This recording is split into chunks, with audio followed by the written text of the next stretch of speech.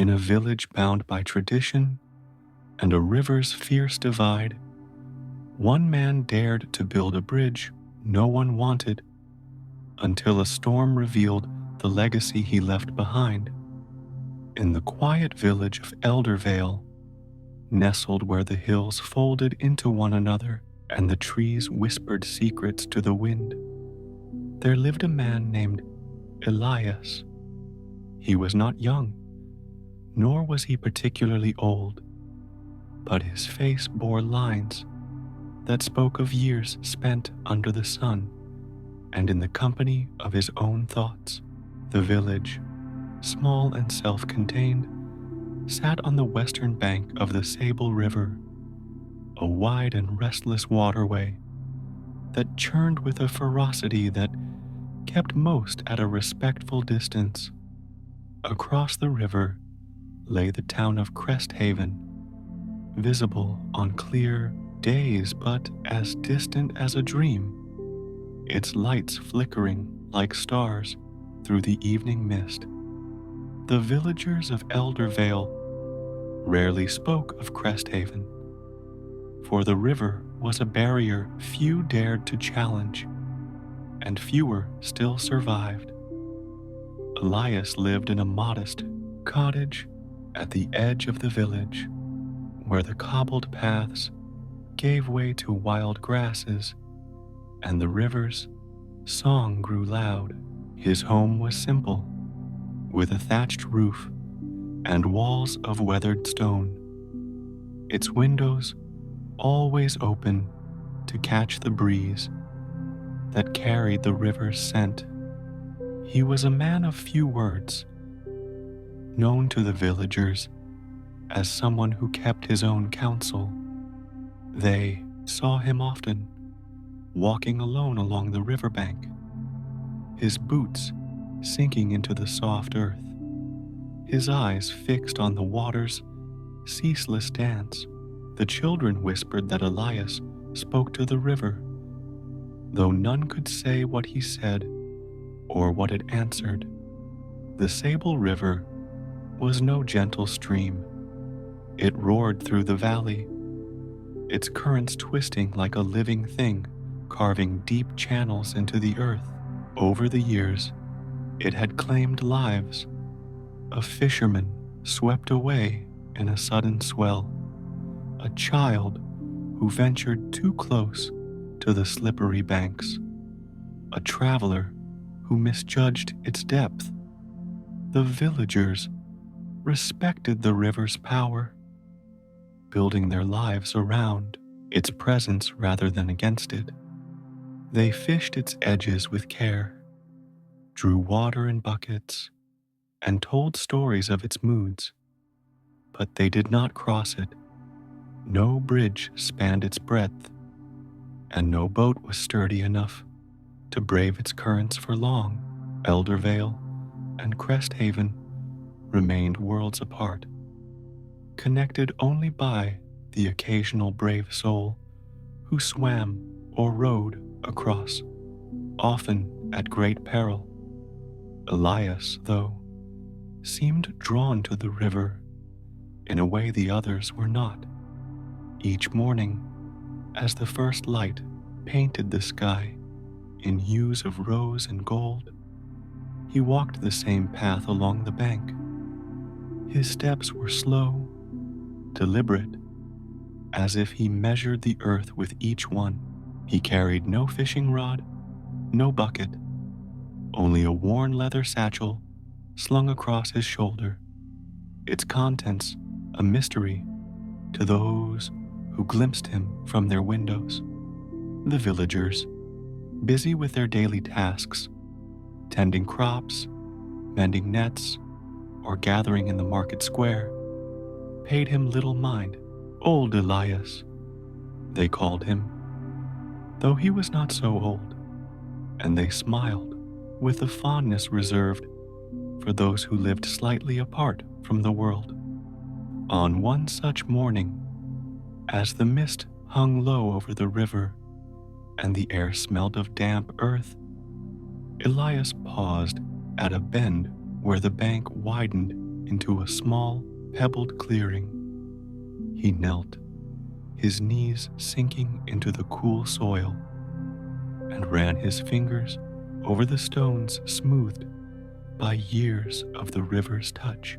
His eyes traced the water's path, from the frothing rapids upstream to the quieter, deceptive pools downstream. He remembered a day long ago when the river had taken something from him. His friend Tom, a man with a laugh like summer thunder, had tried to cross the Sable to deliver a message to Cresthaven. The river had been swollen from spring rains, and Tom, strong as he was, had vanished beneath its surface. They found his body days later, tangled in the roots of a willow miles downstream. Elias had stood at this very spot then, staring at the water, feeling a weight settle in his chest that never fully lifted. The memory stirred something in him, as it always did. He stood, brushing the dirt from his hands, and looked across to Cresthaven. The town's rooftops caught the morning light, their chimneys sending thin threads of smoke into the sky. It was a place he had never visited, yet he knew its name and its stories, carried to Eldervale by the rare travelers who made the crossing. They spoke of a market bustling with goods, of craftsmen who shaped iron and wood, of a healer who could mend broken bones with a touch. Elias wondered what Eldervale might gain from such a place, what stories might flow if the river were no longer a wall. The villagers, however, saw no need for such thoughts. They lived well enough, they said, with their fields of barley and their flocks of sheep. The river protected them, kept their world small and safe. Why cross? They asked when the topic arose, their voices tinged with the certainty of those who had never known otherwise. Cresthaven has its ways, and we have ours. They pointed to the river's dangers, to the graves of those who had tried to defy it.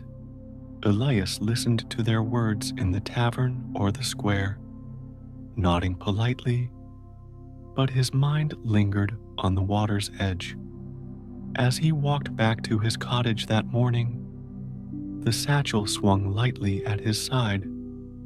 Inside, tucked between a loaf of bread and a small knife, was a notebook, its pages filled with sketches and numbers. Elias had begun to draw plans, though he had not yet spoken of them to anyone. The idea had come to him in the quiet hours of dawn, when the world was still, and his thoughts were clear. A bridge, a structure of stone and timber, strong enough to withstand the Sable's wrath, wide enough to carry a cart or a crowd. He saw it in his mind as clearly as he saw the river itself, a gentle arc spanning the water, its pillars rooted deep in the riverbed, its surface worn smooth by the feet of those who would come after. He did not know why the idea gripped him so fiercely. The villagers had not asked for a bridge, nor had they complained of the river's divide.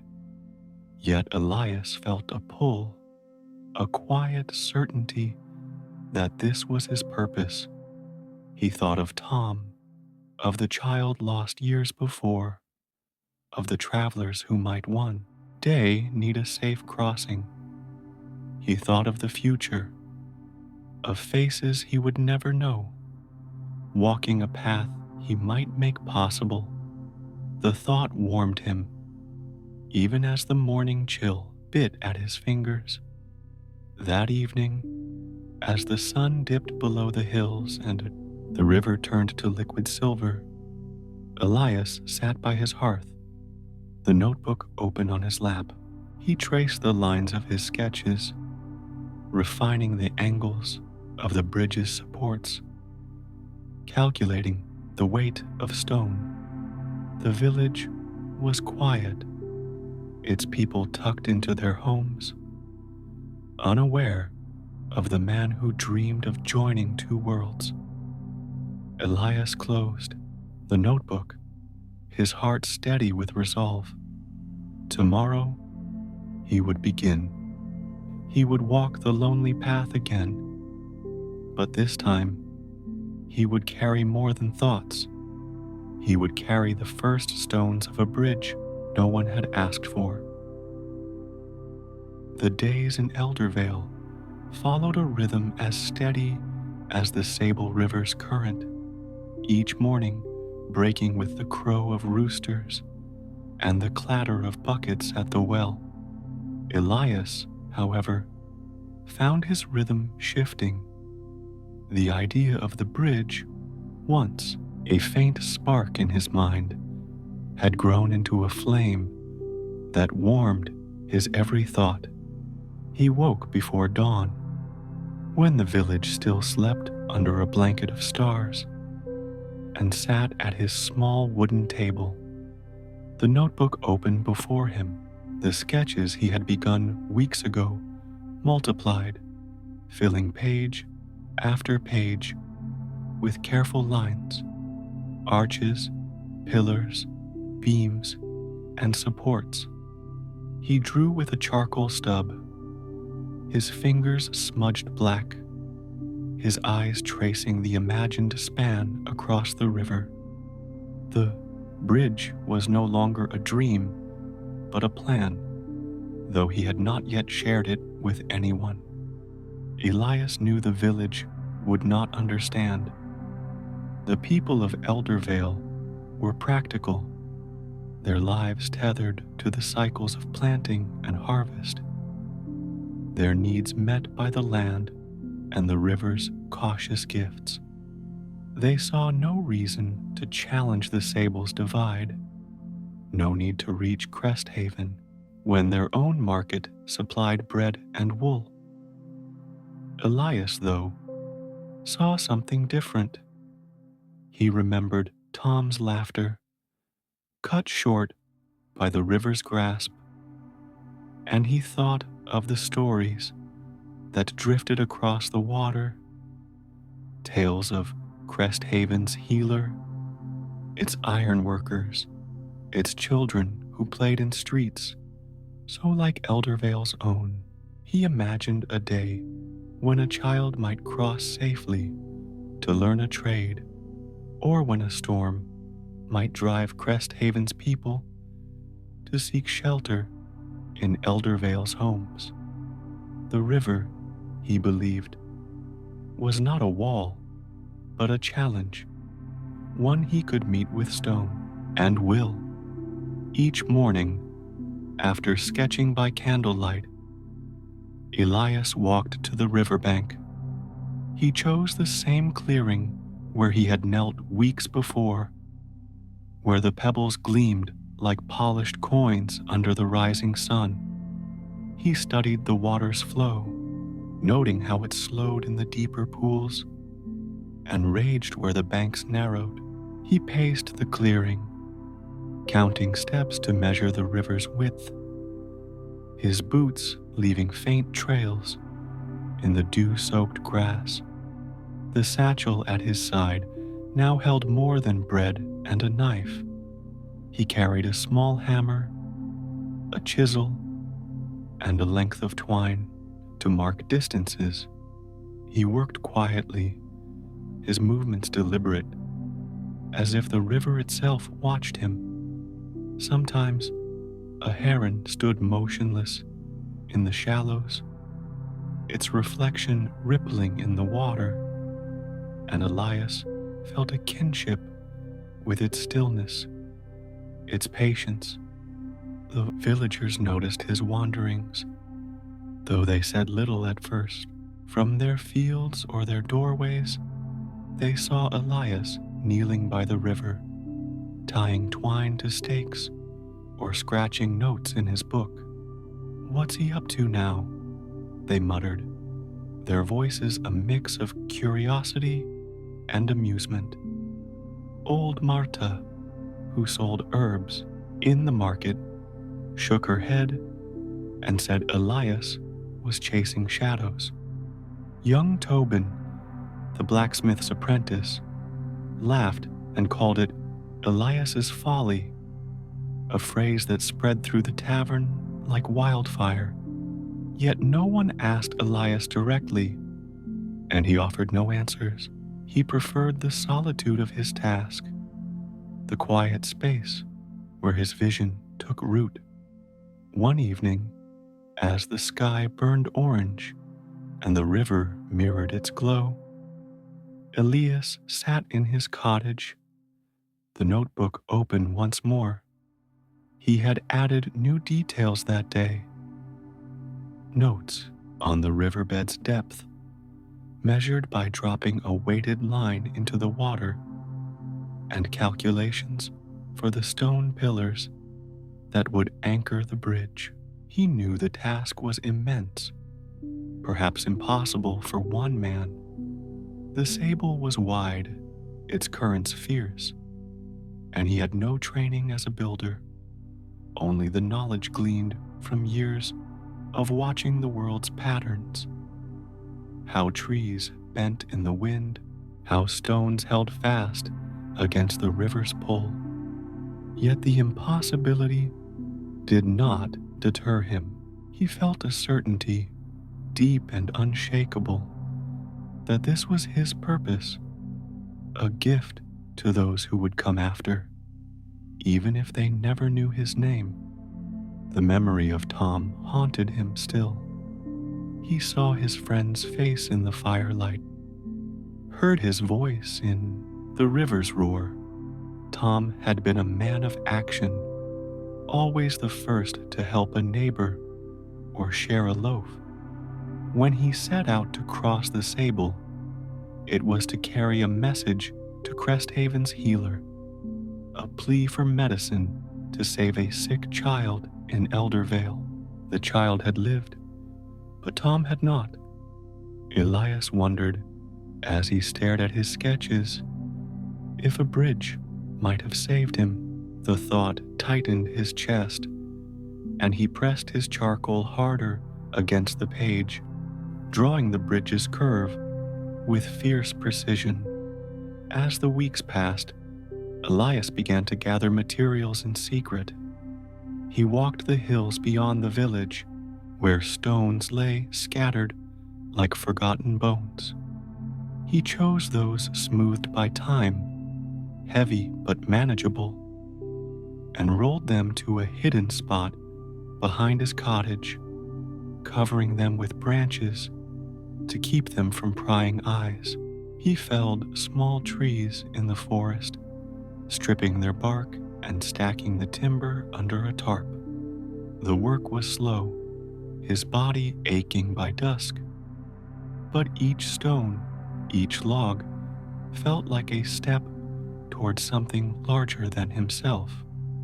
He did not speak of his plans, not even to Mara, the young woman who sometimes brought him bread from the bakery, her eyes sharp with questions she never asked. One night, a storm rolled through the valley, its thunder shaking the cottage walls.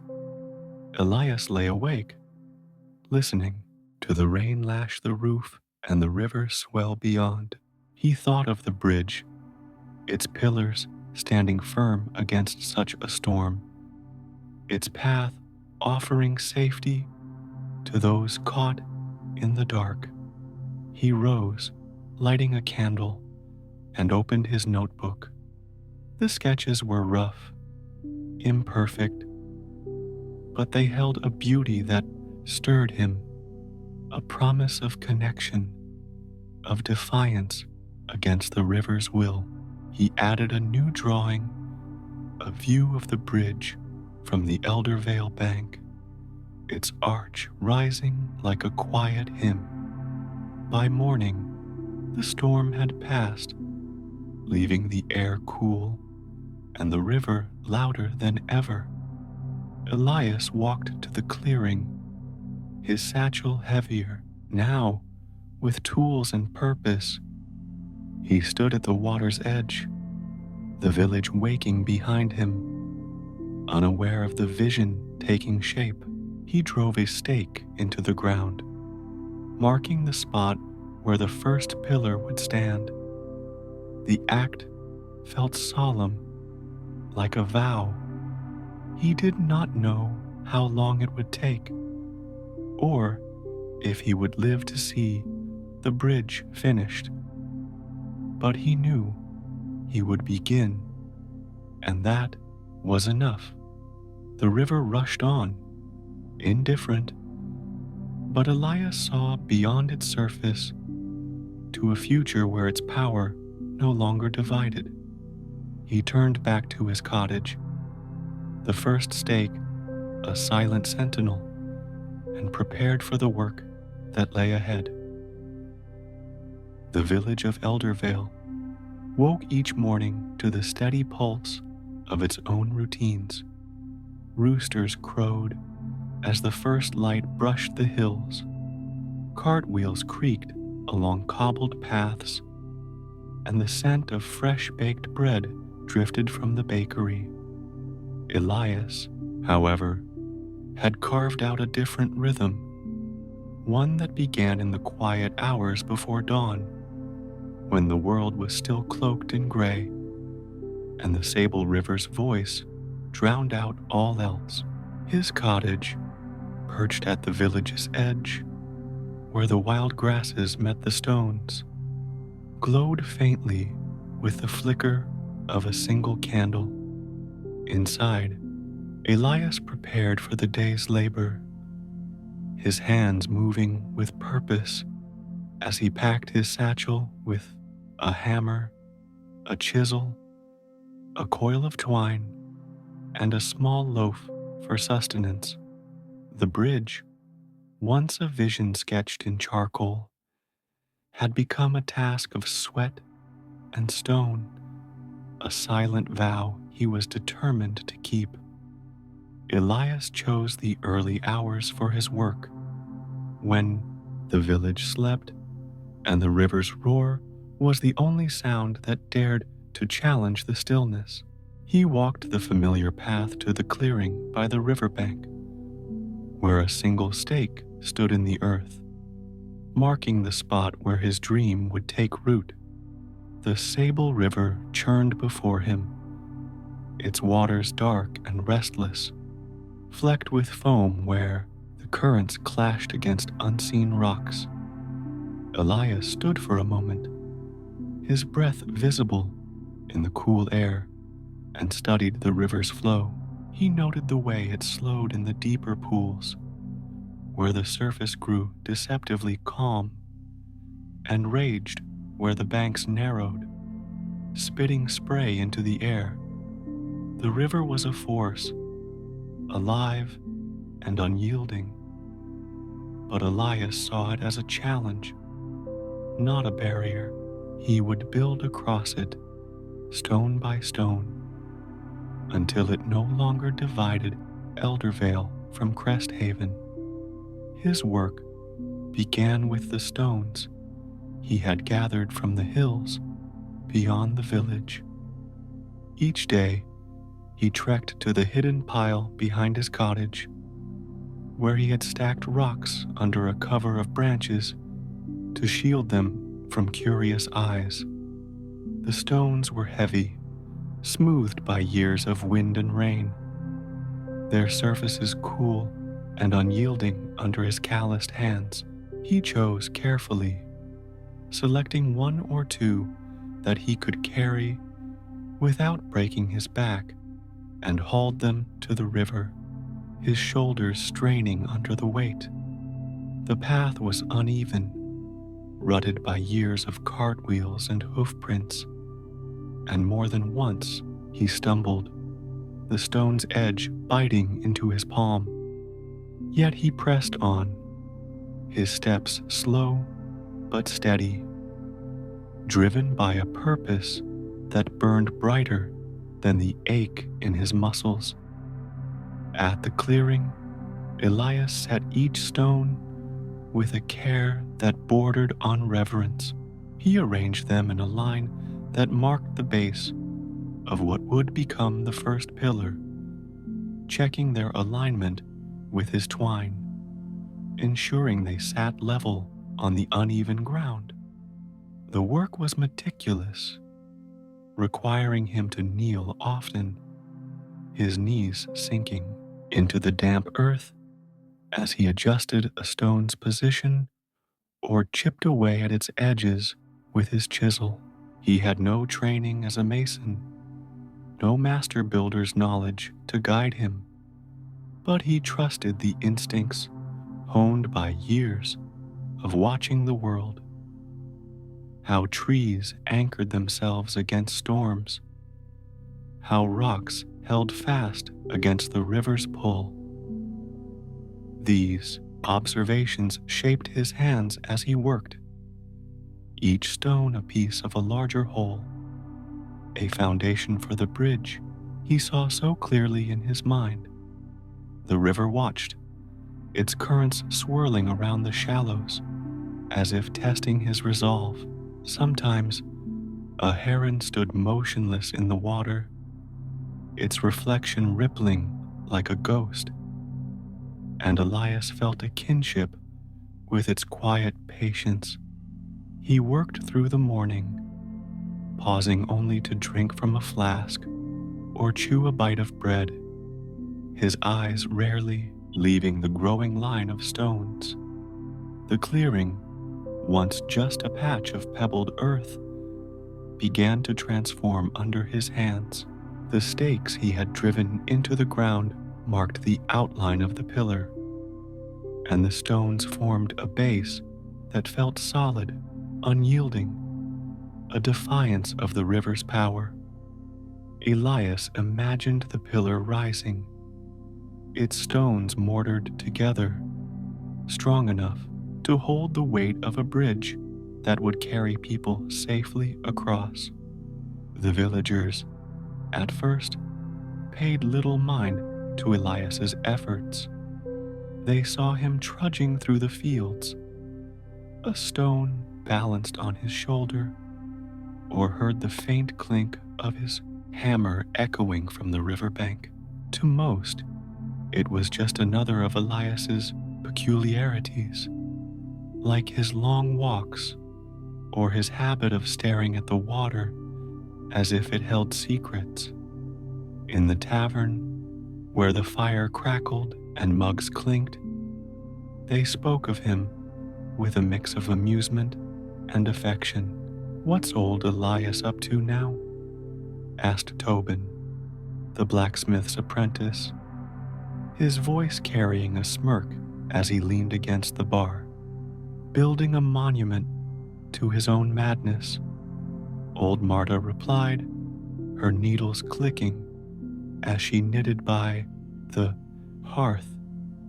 The others laughed, their voices warm with the comfort of routine, certain that Elias's work would amount to nothing more than a pile of rocks by the river. Yet not all dismissed him so easily. Mara, the baker's daughter, watched Elias from a distance. She was 16, with sharp eyes that saw more than she spoke, and a mind that turned over questions like stones in her hands. Each morning, as she carried a basket of loaves to the market, she passed the path to the river and glimpsed Elias at work. She saw the growing pile of stones, the stakes marking a shape she could not yet understand, and the way Elias moved with a quiet determination that seemed to belong to another world. Curiosity stirred in her, a faint pull that made her linger a moment longer each day. Though she never approached him, she wondered what drove him, what he saw in the river that the others did not. One morning, as Elias set a particularly heavy stone into place, he paused to wipe the sweat from his brow. The sun had climbed higher, painting the river in shades of gold, and the village was waking behind him. He heard the distant shout of a child, the lowing of cattle, the rhythmic thud of an axe splitting wood.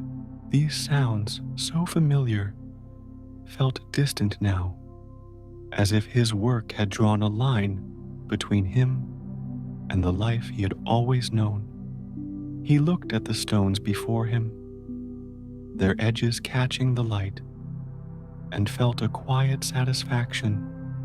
They were the first steps, small but real, toward a bridge no one had asked for. He did not know if the village would ever understand, or if they would cross the river when the time came. But he knew he would continue, for Tom, for the child lost years ago, for the strangers who might one day need a safe path. Elias picked up his hammer, the weight familiar in his hand, and struck the chisel against the next stone, the sound sharp and clear against the river's endless song. The days in Eldervale unfolded with the gentle predictability of seasons, each marked by the familiar cadence of village life.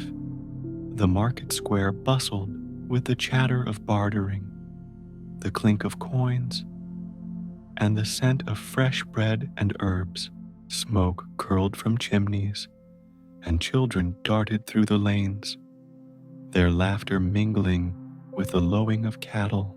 Elias, however, moved to a different rhythm, one set by the steady clink of his hammer and the weight of stones carried from the hills. His work by the Sable River, once unnoticed, had begun to draw eyes.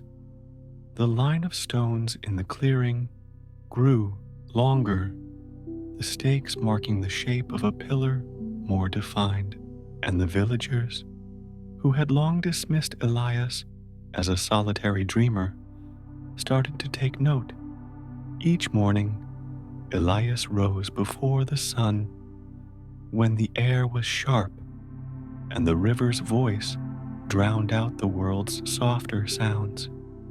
He walked to the clearing, his satchel heavy with tools, his shoulders already aching from the previous day's labor.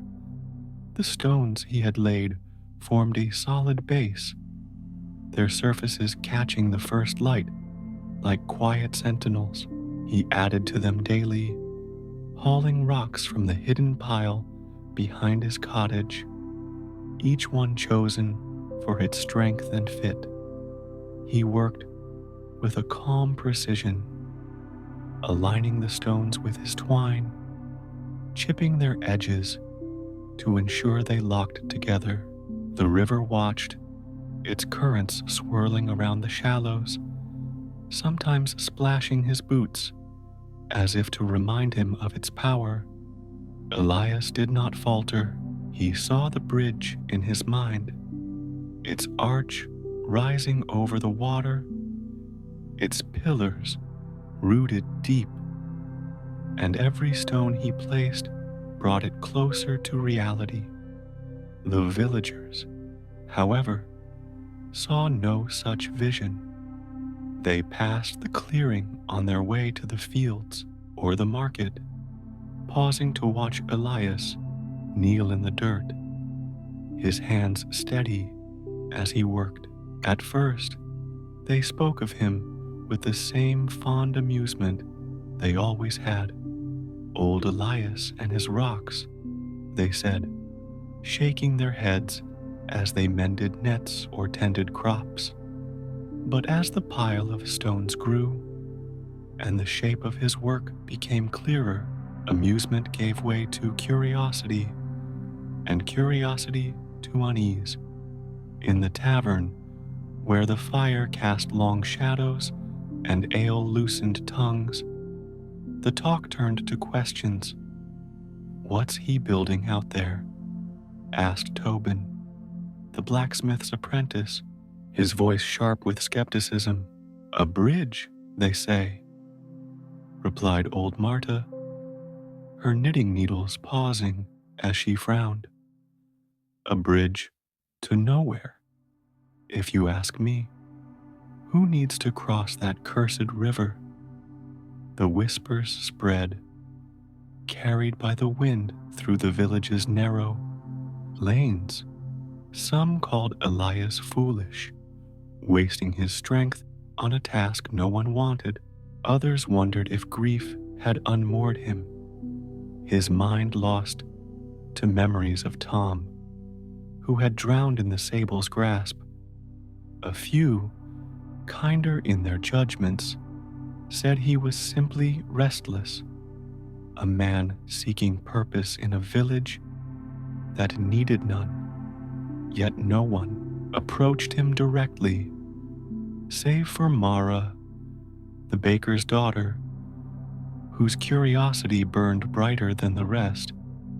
She was 16, with eyes that saw beyond the surface of things, and each morning, as she carried her basket of loaves to the market, she lingered longer by the path to the river.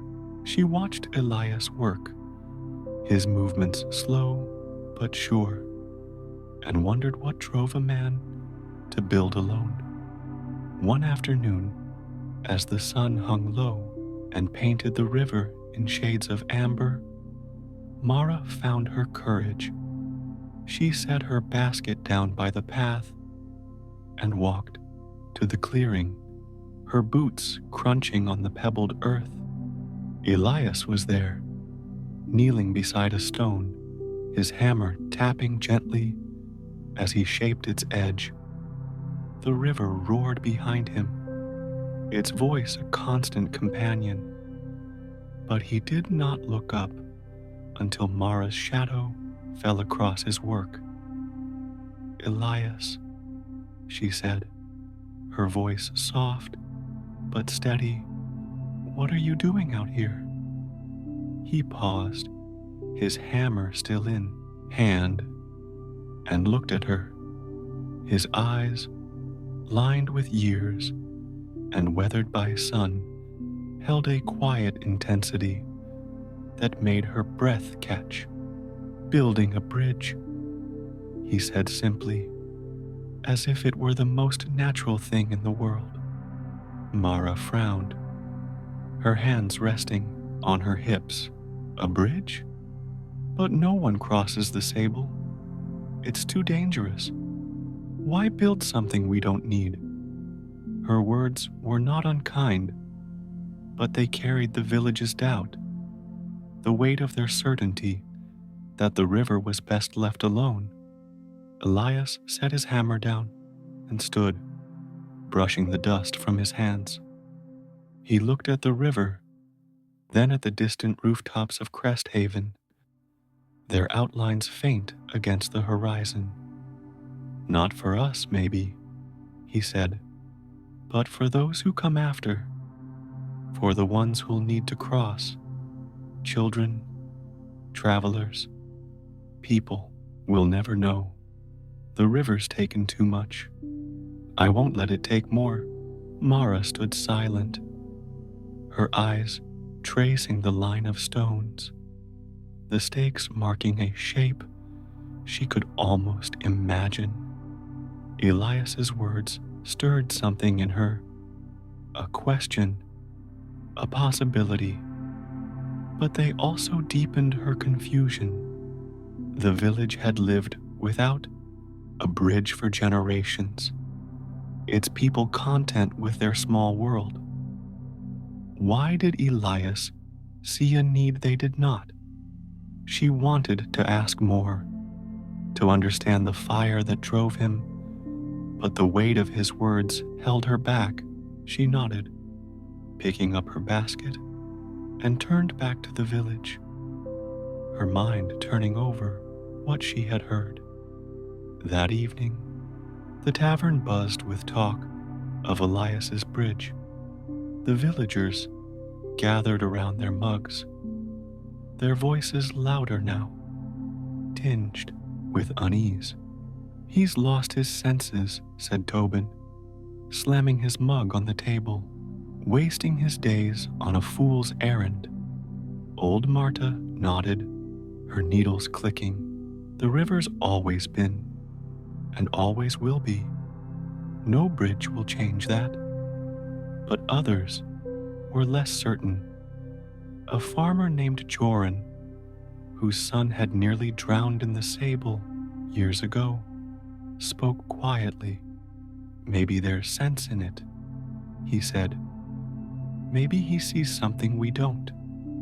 His words hung in the air, met with silence, then dismissed with a wave of Tobin's hand. Elias, unaware of the village's growing debate, worked on. He returned to the clearing each morning, adding stones to the base, refining the shape of the pillar. The river's spray dampened his clothes. The wind chilled his hands. But he moved with a calm resolve that seemed to draw strength from the earth itself. He thought of Tom, of the child lost to the river, of the travelers who might one day walk his bridge. The villagers' doubts reached him only as whispers, carried by the wind. But they did not sway him. The stones were his answer, each one a step toward a future he believed in, even if no one else could see it. The mornings in Eldervale carried a crispness that sharpened as autumn deepened, the air heavy with the scent of fallen leaves and damp earth. The village moved through its routines, farmers tending fields, weavers at their looms, children chasing the last warmth of the season. Elias, however, lived by a different pulse, one set by the rhythm of his hammer and the weight of stones carried to the Sable River's edge. His work on the bridge, now impossible to ignore, had become a fixture in the village's daily view. The line of stones in the clearing had grown into the rough shape of a pillar, its base solid against the river's relentless flow. The stakes he had driven into the ground marked a purpose the villagers could no longer dismiss as mere fancy, though their whispers of doubt still lingered. Elias rose each day before dawn, when the stars still hung low, and the river's roar was the only sound breaking the silence. His cottage, lit by a single candle, held the tools of his trade: a worn hammer, a chisel dulled by use, a coil of twine now frayed at the edges. He packed these into his satchel, along with a crust of bread and a flask of water, and walked the familiar path to the clearing. The river greeted him with its ceaseless churn, its surface catching the first light in fleeting glints of silver. Elias knelt by the pillar's base, his hands tracing the stones he had laid, their edges fitted together with a precision born of patience rather than skill.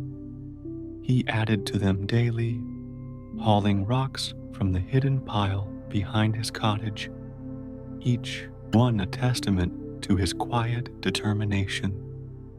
The villagers' curiosity had turned to debate, their voices carrying across the market square and the tavern's fire-lit walls. Some called Elias a fool, his bridge a waste of strength in a village that needed no crossing. Others, like old Marta, muttered about madness, her knitting needles clicking as she spoke of the river's unyielding nature. Yet the confrontation with Mara, the baker's daughter, had shifted something in Elias. Her question, why build something no one needed, had lingered in his mind, not as a challenge, but as an invitation to explain. He had seen the spark in her eyes, the flicker of curiosity beneath her doubt, and it gave him hope that someone, even one, might understand. One gray morning, as mist curled over the river like a living thing, Mara returned to the clearing. She stood at the edge, her basket of loaves forgotten by the path, and watched Elias work. He was shaping a stone, his hammer striking with a steady rhythm, chips of rock scattering into the grass. The pillar was taller now, its form clearer, a structure that seemed to defy the river's chaos.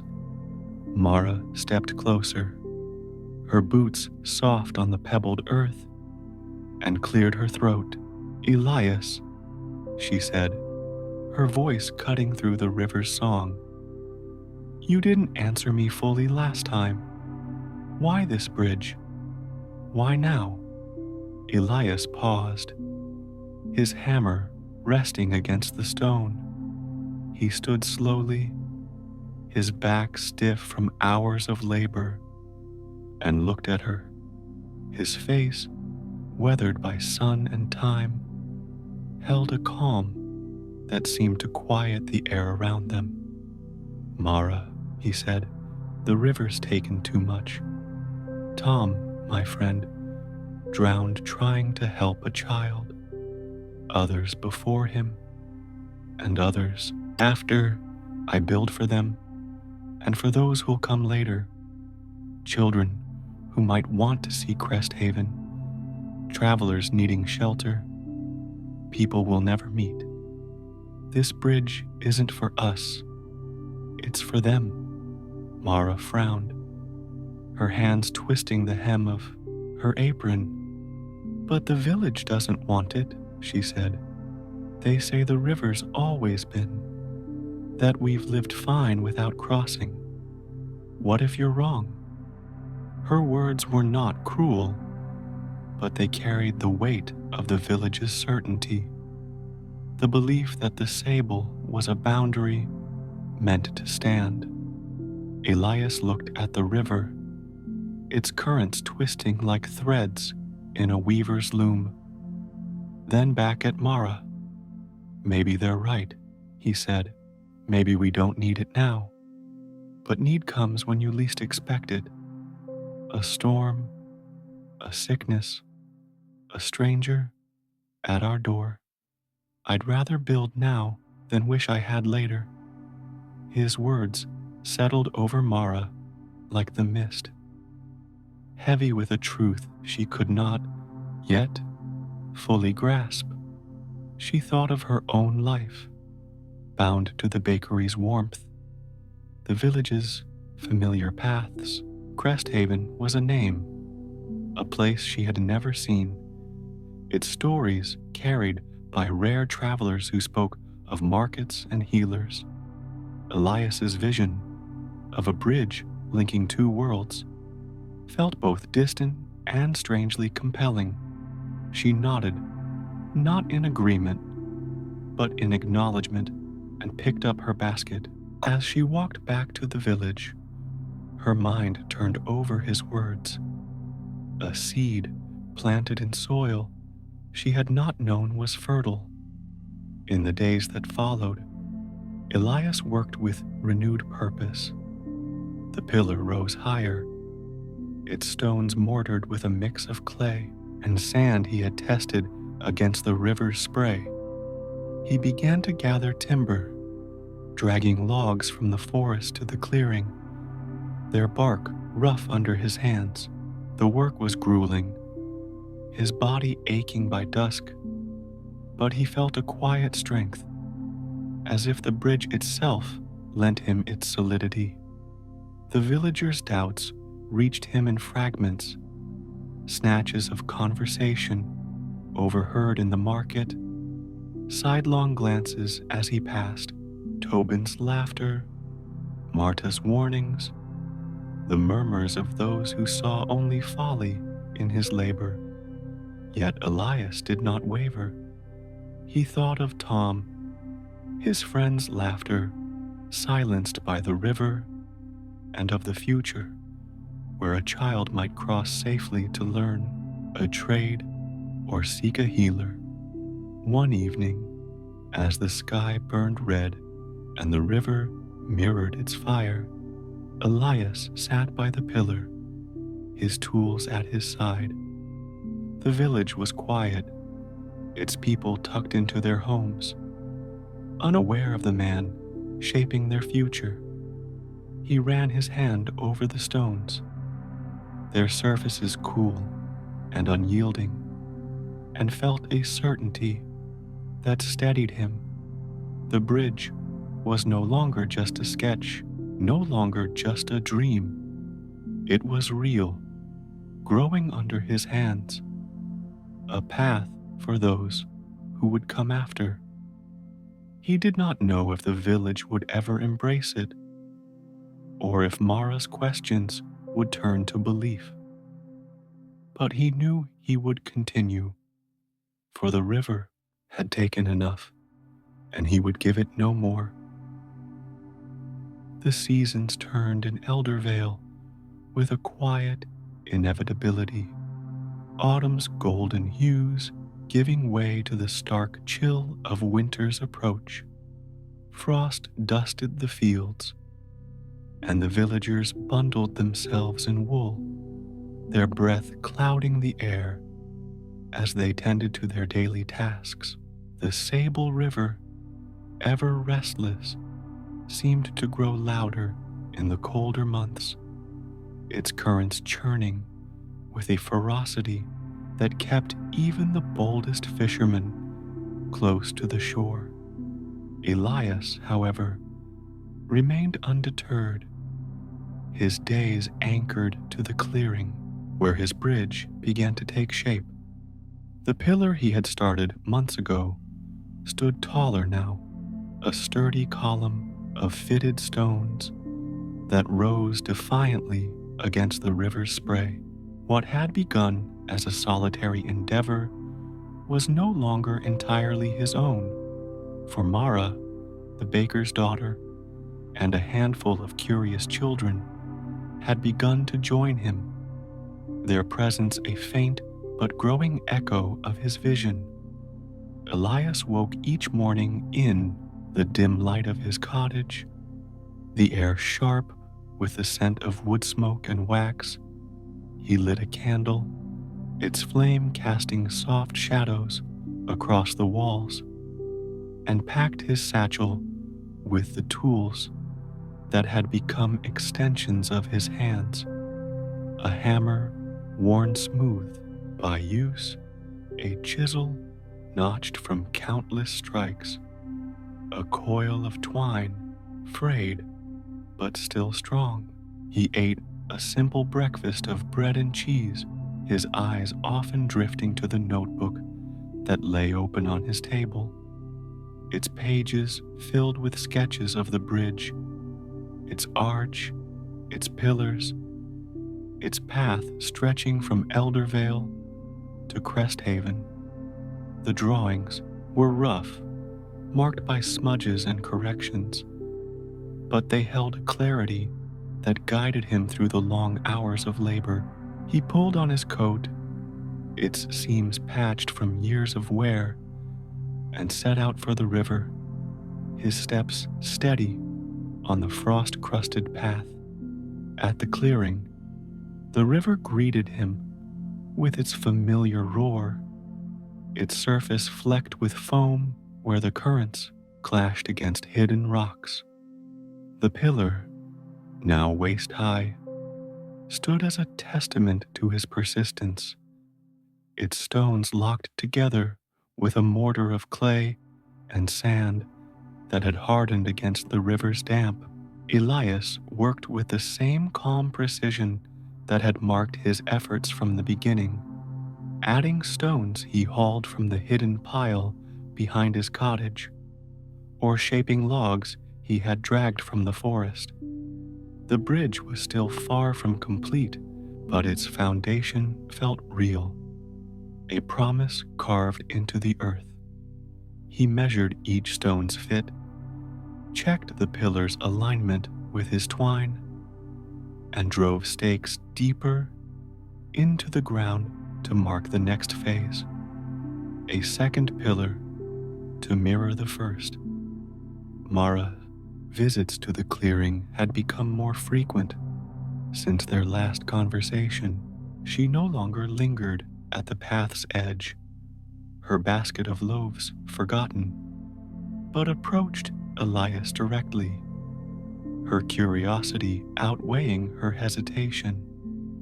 At first, she only watched, her sharp eyes following his movements as he lifted stones or hammered chisels. But one morning, as the sun broke through the mist and painted the river gold, she stepped forward and picked up a small stone from the pile. "Show me," she said, her voice quiet but firm. Elias looked at her, a faint smile touching his lips, and nodded. He showed her how to test a stone's weight, how to set it so it locked with its neighbors, how to tap it gently to ensure it held. Mara listened, her hands clumsy at first, but growing steadier with each attempt. She worked beside him for an hour, her apron dusted with earth, and returned the next day and the day after that. The children came soon after, drawn by the sight of Mara at the clearing and the mystery of Elias's work. They were young, no older than 10, their faces bright with the reckless curiosity of youth. There was Lila, whose pigtails bounced as she ran, and Jem, whose father fished the river's shallows. They approached cautiously at first, giggling behind their hands, but Elias welcomed them with a nod and a quiet word. He gave them small tasks, carrying lighter stones, fetching water to mix mortar, holding the twine as he measured. The children laughed as they worked, their voices mingling with the river's song, and Elias found their presence a comfort, a reminder of why he had begun. He thought of them crossing the bridge one day, their steps sure on a path he had made safe. The village, however, remained divided. In the tavern, where the fire crackled and mugs clinked, the talk of Elias's bridge grew louder, tinged with both mockery and unease. Tobin, the blacksmith's apprentice, leaned back in his chair, his voice sharp with disdain. "He's got Mara and the children fooled now," he said, draining his ale. "Piling rocks for nothing. The river'll wash it all away." Old Marta nodded, her knitting needles clicking like a metronome. "Folly," she muttered. "The Sable's no place for a bridge." But others were less certain. Joran, the farmer whose son had nearly drowned years ago, spoke softly, his eyes on the fire. "He's building for the future," he said. "Maybe we don't see it yet, but he does." His words hung in the air, met with skeptical glances, but not dismissed as they once were. Mara's involvement stirred the village further. Her father, the baker, grumbled about her time away from the bakery, though he did not forbid her visits to the clearing. Some saw her help as a betrayal of the village's ways, a girl swayed by an old man's madness.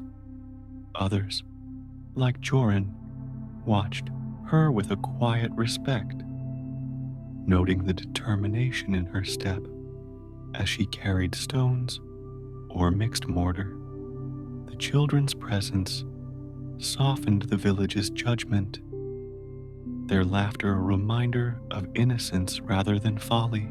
Yet the whispers of doubt persisted, carried through the lanes like the wind that swept the hills. Elias felt the weight of their words, though he rarely heard them directly. He saw it in the glances cast his way, the hushed conversations that stopped when he passed. But he did not falter. Each stone he set, each log he shaped, was an answer to their doubts, a defiance of the river's power. He thought of Tom, his friend lost to the sable's grasp, and of the travelers who might one day cross safely to Cresthaven. He thought of Mara, her hands growing calloused from the work, and of the children, their eyes wide with wonder.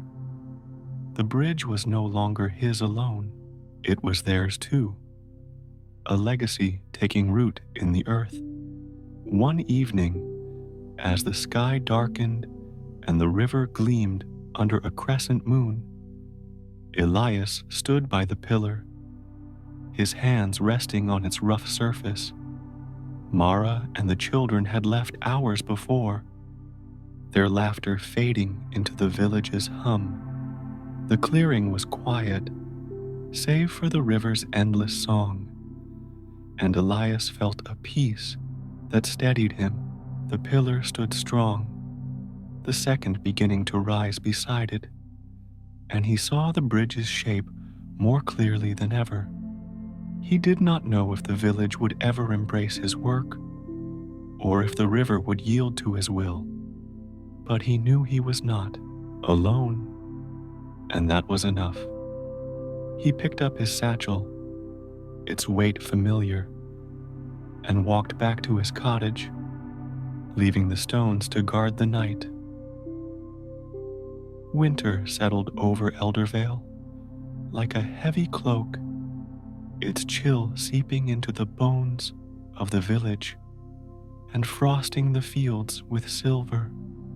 The Sable River, undaunted by the cold, roared with a ferocity that seemed to grow as the days shortened, its waters dark and swollen from early snows in the hills. The village adapted to the season's demands, its people huddling closer to hearths, their lives woven into the familiar threads of survival, chopping wood, mending roofs, and sharing stories in the tavern's glow. Elias, however, remained tethered to the riverbank, where his bridge stood as a testament to years of solitary labor, now shared by a few. The first pillar was complete, a sturdy column of stone rising above the river's spray, and the second was nearly finished, its form mirroring the first across the clearing. Beams of timber, hewn and smoothed, lay ready to span the gap, and the bridge, once a dream, was becoming real. Elias rose each morning in the pre-dawn dark, when the air was sharp enough to sting his lungs. His cottage, warmed only by a dwindling fire, held the tools that had shaped his days. A hammer, its handle worn to fit his palm, a chisel, its edge notched but sharp, and a notebook, its pages brittle from use. He dressed in layers of patched wool, his joints stiff from years of toil, and packed his satchel with the essentials of his work. His health, though, had begun to falter. A cough had settled in his chest, persistent and dry, and his strength waned faster than it once had.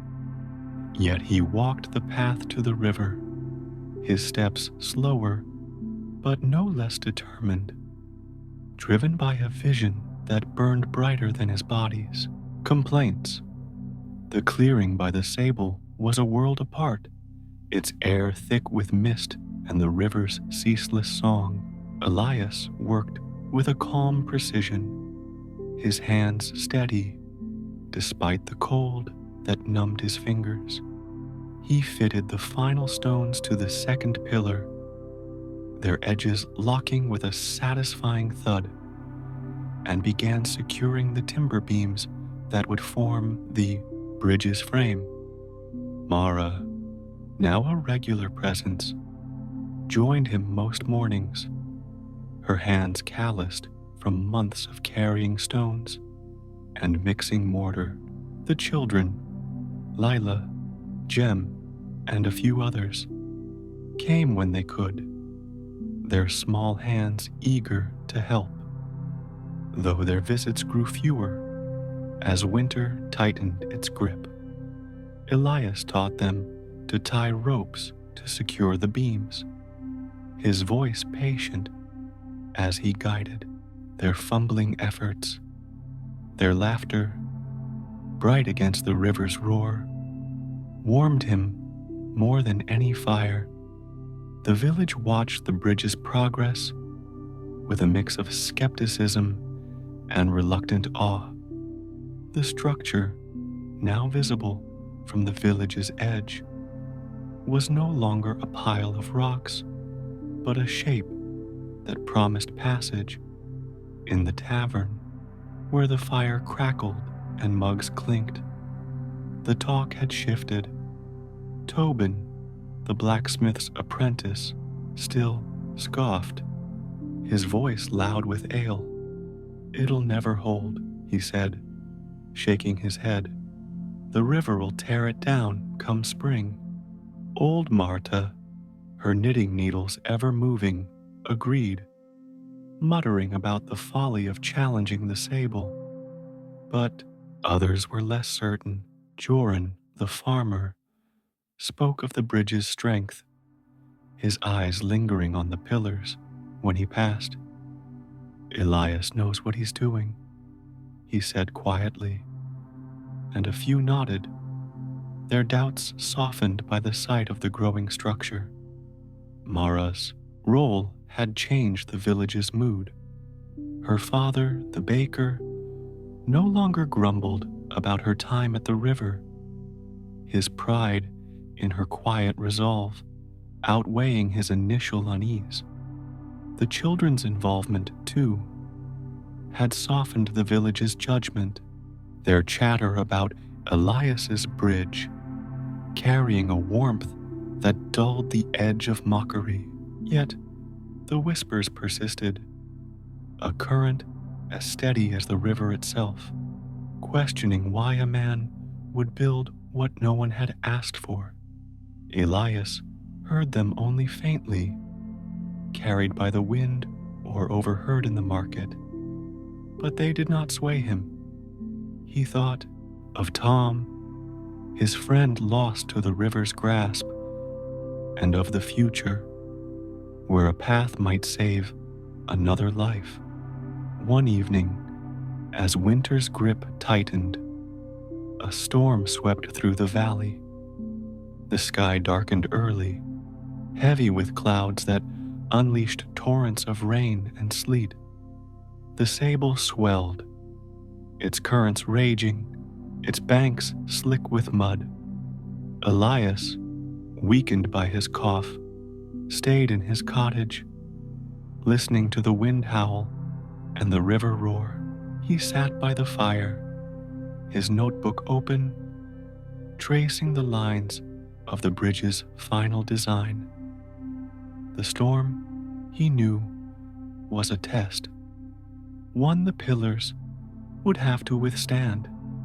He thought of Mara, of the children, of the villagers who might one day walk the bridge, and he prayed his work was strong enough. The storm raged for 2 days, flooding fields and forcing the village to huddle indoors. On the 3rd day, as the rain slowed to a drizzle, word spread of travelers stranded on the Cresthaven side of the river. They were merchants, caught by the storm's sudden fury, their cart mired in mud, their supplies soaked. The villagers gathered in the square, their voices tense with worry. "No one can cross in this," Tobin said, his usual bravado gone. "The river's too wild." But Joran, his eyes on the distant pillars, spoke up. "Elias's bridge," he said. "It's there. It might hold." Mara led the way, her cloak drenched as she ran to the clearing. A small group followed. Joran, a few farmers, and Lila's father, their faces grim but determined. Elias, alerted by a neighbor, joined them, his steps unsteady, but his heart steady. The bridge was incomplete, its beams not yet fully secured, but the pillars stood firm, their stones unmoved by the river's wrath. Mara, with a courage that surprised even herself, tested the beams, her boots finding purchase on the slick wood. "It's strong," she called back, her voice cutting. Through the wind, the villagers hesitated, then followed, their hands gripping the ropes Elias had tied for support. They crossed one by one, the river's spray soaking their clothes, their steps cautious but sure. On the Cresthaven side, they found the merchants, cold and weary but alive, and led them back across the bridge to Eldervale's warmth. The village, once skeptical, opened its homes, offering blankets and broth. Elias watched from the clearing, his cough rattling in his chest, his eyes bright with a quiet triumph. The bridge, unfinished but functional, had served its purpose.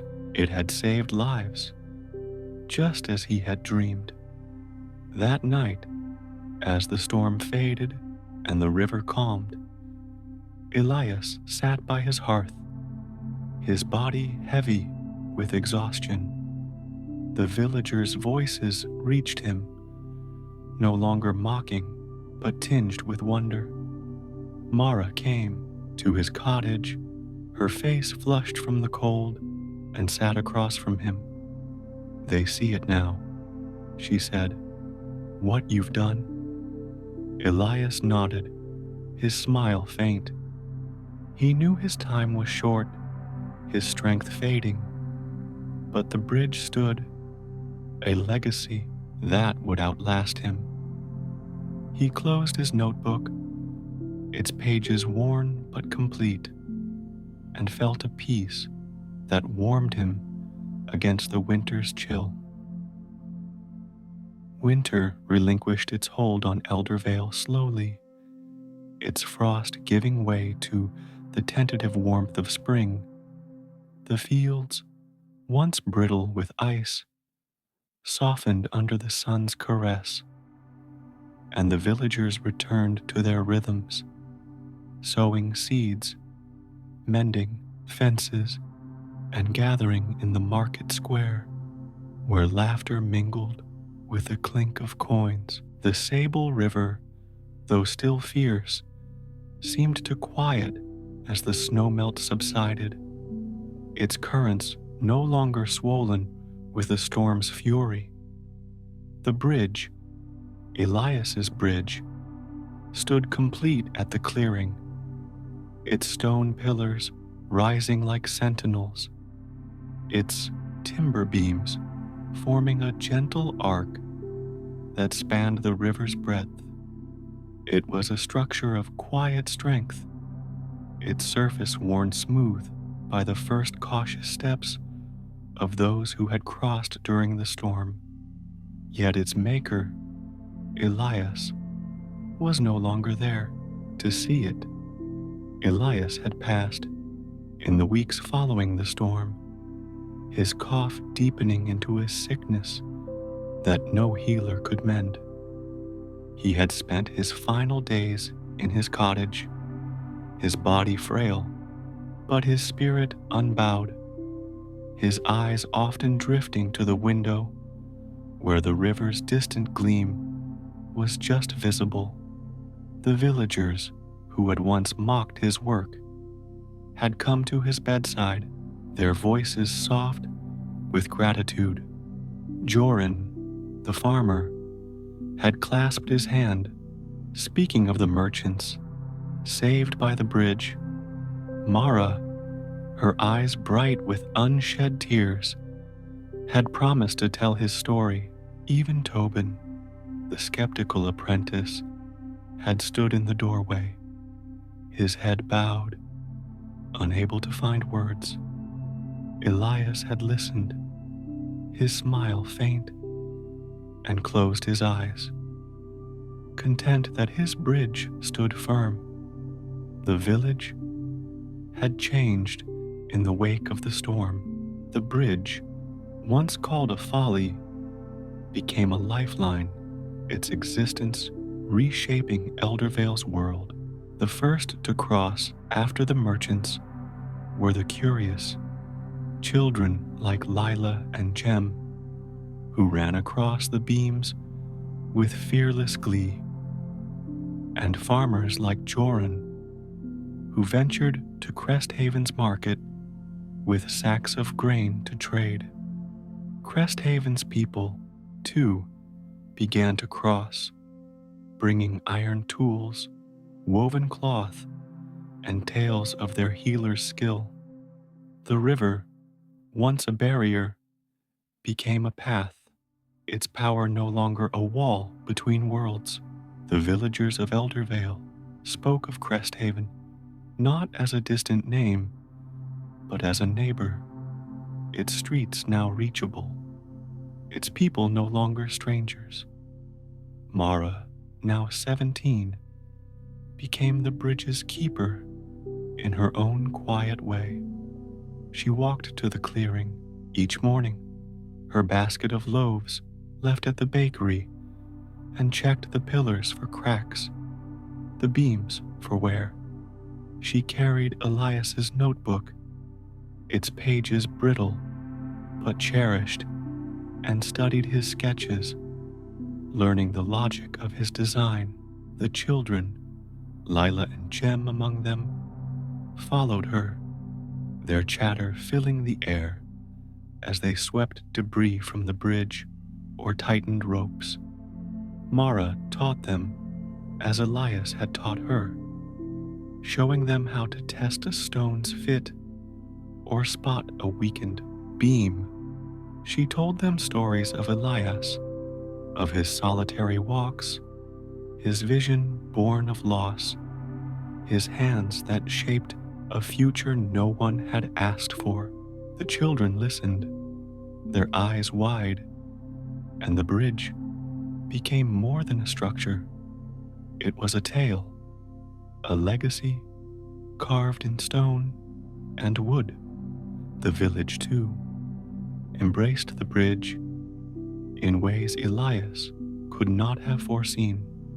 The tavern, once a place of mockery, buzzed with new stories, of trades made with Cresthaven, of a healer who crossed to mend a child's fever, of friendships forged across the river.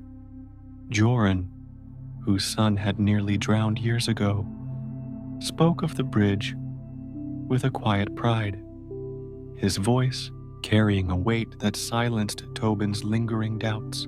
Old Marta, her knitting needle still clicking, admitted she had been wrong, her words a rare concession.